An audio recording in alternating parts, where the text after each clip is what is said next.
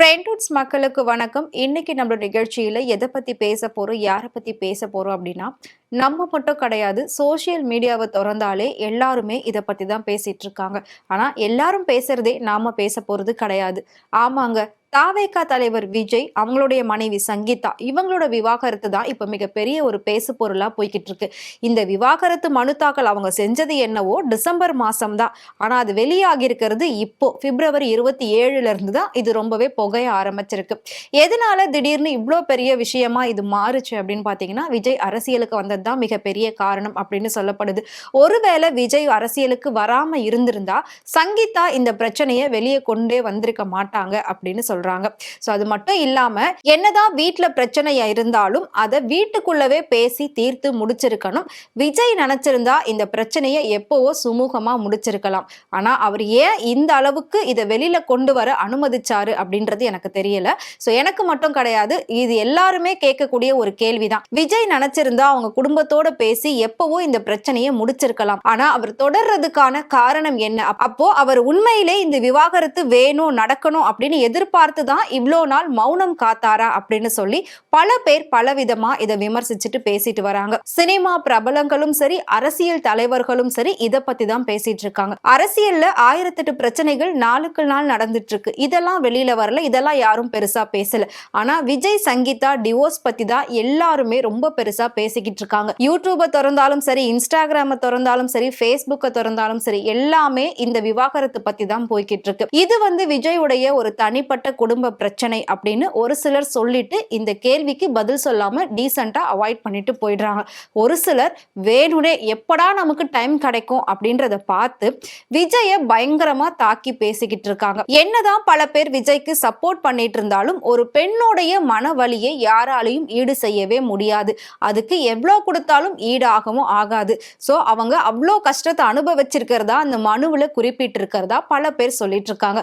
விஜய் தன்னை துன்புறுத்தியதாகவும் அடிச்சதாகவும் வீட்டுக்குள்ளவே தனிமைப்படுத்தப்பட்டதாகவும் அவரோட கணக்குகள், வங்கி கணக்குகள் எல்லாமே முடக்கப்பட்டதாகவும் வெளியில போறதுக்கு கூட ஒரு ஃப்ரீடம் இல்லை, என்ன ரொம்பவே ஸ்ட்ரிக்ட் அண்ட் கண்ட்ரோல்ல வச்சிருந்தாங்க அப்படின்ற மாதிரிலாம் சங்கீதா சொல்லியிருக்காங்க. எல்லாருமே கேட்கக்கூடிய ஒரு கேள்வி, ஏன் இவ்வளோ வருஷம் இந்த பிரச்சனை 2021ல ஆரம்பிச்சிருக்கு, ஏன் இவ்வளோ வருஷம் சங்கீதா அமைதியா இருந்துட்டு இப்போ வெளியில வந்திருக்காங்க அப்படின்னு சொல்லி ஒரு பக்கம் கேள்விகள் கேட்கிறாங்க. அதுக்கு பின்னணியில யாராவது இருக்காங்களா அப்படின்னும் பாக்குறாங்க. சங்கீதா ஒன்னும் சின்ன குழந்தை இல்லை. இவ்வளவு வருஷம் அவங்க பொறுத்திருக்காங்கன்னா அதுக்கும் ஒரு காரணம் இருக்கும். இப்போ அவங்க வெளியில இந்த பிரச்சனையை பெருசுபடுத்துறாங்க அப்படின்னா கண்டிப்பா அதுக்கும் ஒரு காரணம் இருக்கும். விஜய் அரசியல்ல எல்லா பணத்தையும் அழிச்சிடக்கூடாது, விஜய் தன்னுடைய வாழ்க்கையை விட்டு முழுமையா போயிடக்கூடாது அப்படின்றதுக்காக கூட ஒரு போராட்டத்துடைய முதல் தொடக்கமா கூட இந்த மனு இருக்கலாம். இந்த வழக்கு விசாரணையில நல்லபடியாவும் முடியலாம், இல்லாட்டி 2 பேரும் தனித்தனியா பிரிஞ்சு வாழணும் அப்படின்னு சொல்லி அந்த கோர்ட்டே கூட உத்தரவு போடலாம். எப்படி வேணாலும் தீர்ப்பு வரலாம். சரி, தீர்ப்பு வர்றது இதெல்லாம் ஒரு பக்கம் இருக்கட்டும். இதை வச்சு நிறைய யூடியூபர்ஸ் கண்டென்ட் எல்லாம் பயங்கரமா கிரியேட் பண்ணி பேசிட்டு இருக்காங்க. ஒரு சில தரப்பினர் விஜய்க்கு ஆதரவாகவும் ஒரு சில தரப்பினர் சங்கீதாவுக்கு ஆதரவாகவும் பேசுறாங்க. இதுல பல பேர் இவ்வளோ நாள் அண்ணி அண்ணி அப்படின்னு சங்கீதாவை சொல்லிட்டு இருந்தாங்க. இப்போ விஜய் மேல அவங்க ஒரு குற்றச்சாட்டு வச்ச உடனே அவங்க கெட்டவங்கள் ஆயிட்டாங்க. வாய்க்கு வந்தபடியெல்லாம் ஒரு பெண்ணை சோசியல் மீடியால ரொம்ப அவமானப்படுத்துறது, அவங்களோட போட்டோவை வச்சு நிறைய மீம்ஸ் கிரியேட் பண்றது, அவங்களோட போட்டோஸை ஆபாசமா சித்தரிக்கிறது, இந்த மாதிரி எல்லாம் நிறைய பேர் பண்ணிட்டு இருக்காங்க. சினிமா இண்டஸ்ட்ரியில இருக்கக்கூடிய ஒரு சிலரே பாத்தீங்கன்னா சங்கீதாவுக்கு அகைன்ஸ்டாவும் பேசிட்டு இருக்காங்க. சங்கீதா பல பேரோட அஃபேர்ல இருந்திருக்காங்க, அது உங்களுக்கு தெரியுமா? அந்த வீடியோ என்கிட்ட இருக்கு, அந்த ஆடியோ என்கிட்ட இருக்கு. விஜய் முழுக்க முழுக்க மத்த நடிகைகளோட தான் தொடர்புல எப்பவுமே இருப்பாரு. இந்த மாதிரி எல்லாம் என்னமோ அவங்க வீட்டிலேயே போய் உட்கார்ந்து எல்லா பிரச்சனையும் பார்த்து பேசி முடிச்சு வச்சவங்க மாதிரியே ஒவ்வொருத்தரும் பேசிட்டு இருக்காங்க. இது எண்ட் ஆஃப் த டே பாத்தீங்கன்னா இது எல்லாமே ஒரு கண்டென்ட்டா தான் இருக்குமே தவிர அவங்க வீட்டுக்குள்ள அவங்க 2 பேர், அதாவது ஹஸ்பண்ட் ஒய்ஃப்குள்ள என்ன பிரச்சனை அப்படிங்கிறது அவங்களுக்கும் அவங்கள சார்ந்த அவங்களோட பெற்றோர்கள் பிள்ளைகளுக்கு மட்டும்தான் 100% எது உண்மை எது பொய் அப்படிங்கிறது தெரியும். இதுல நீங்க பேசியோ நான் பேசியோ எதுவுமே ஆக போறது கிடையாது. சோ எதுக்காக நான் இதை பேசிட்டு இருக்கேன் அப்படின்னா, கண்டென்ட்டுக்காக நம்ம மத்தவங்களோட குடும்ப பிரச்சனையை பிரிச்சு திருச்சி அதை இன்னும் பல மடங்கு பெருசாக்கி பேசவே கூடாது அப்படின்றதுதான் மிகப்பெரிய ஒரு விஷயம் அப்படின்னு அப்படின்னு சொல்லி எல்லாருமே சொல்லிட்டு இருக்காங்க. சோ அதே தாங்க நானுமே சொல்ல வரேன்.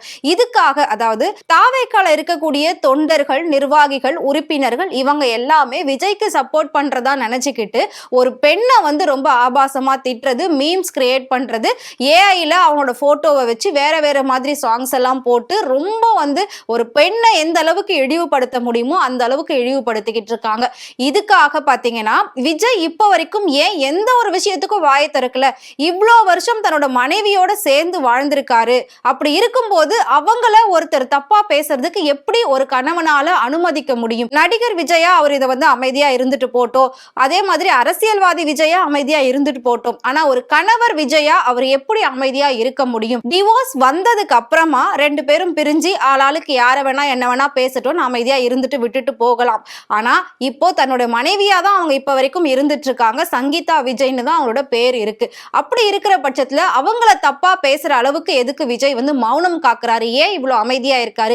ஏன் தன்னோட தொண்டர்களுக்கு ஒரு அறிவுரையும் அவர் சொல்லல? ஏன் ஒரு ட்வீட் கூட அவர் போடல அப்படின்னு சொல்லி இன்னும் பல பேர் வந்து கேள்விகள் கேட்டுட்டு இருக்காங்க. சங்கீதாவுக்கு ஆதரவா பல பெண்கள் குரல் கொடுத்துட்டு இருக்காங்க. இதுல முக்கியமா மாதர் சங்கத்துல இருந்து விஜய்க்கும் தாவேகா கட்சிக்கும் ஒரு கண்டனமும் தெரிவிச்சிருக்காங்க.